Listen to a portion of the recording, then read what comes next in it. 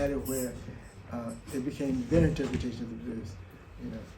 And like we did this story about Nat Turner once, and it wasn't about Nat Turner, it was about the different versions of Nat Turner, how other people thought of Nat Turner.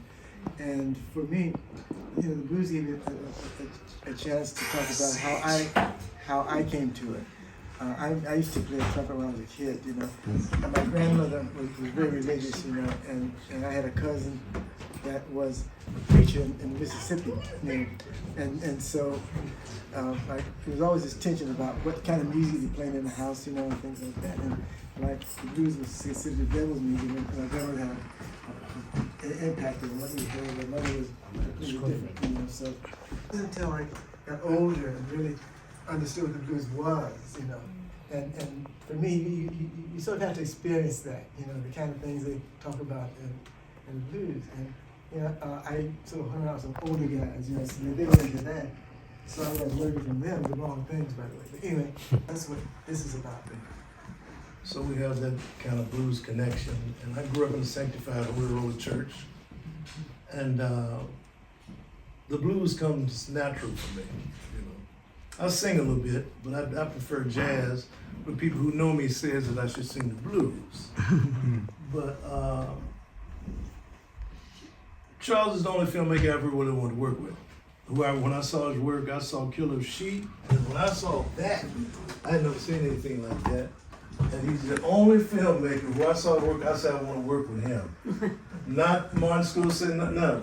I want to work with that. And because I knew it was special. And Charles has the rare ability of making the simple profound, which is what great art is about. And so he brought me in on the project, and he's also the only person I worked with I was intimidated by. I'm bigger than him. I was intimidated by little John. But it was just great. And one more thing, all the integrity, all the pure spirit, all the humanity that's in his films, this is who he is. Yes. I know filmmakers who are nothing like their movies. Their movies present something else. But in reality, as people, you don't want to know him. But this guy is a real deal. He is genuinely a pure spirit, a good man, and all the integrity that's in his film is in him. Right on. Yeah. Susan and I have been friends since the 1980s. I used to date her brother in college. And Susan and Charles have been friends for a very long time too, so it's a very small world too. Susan, you want to give us some stories about this experience with this film? Part of the film actually was kind of like an unexpected blessing. It turned out my sister Daphne, was she the line producer? Yeah. She was the line producer on this film. I'm one of 8 children, so Jamaican. Lili reminds me a lot of how my mom must have been in her days taking care of so many children. So Charles actually introduced me to St. Clairborn, and I had told Charles I was getting interested in making a documentary and stuff.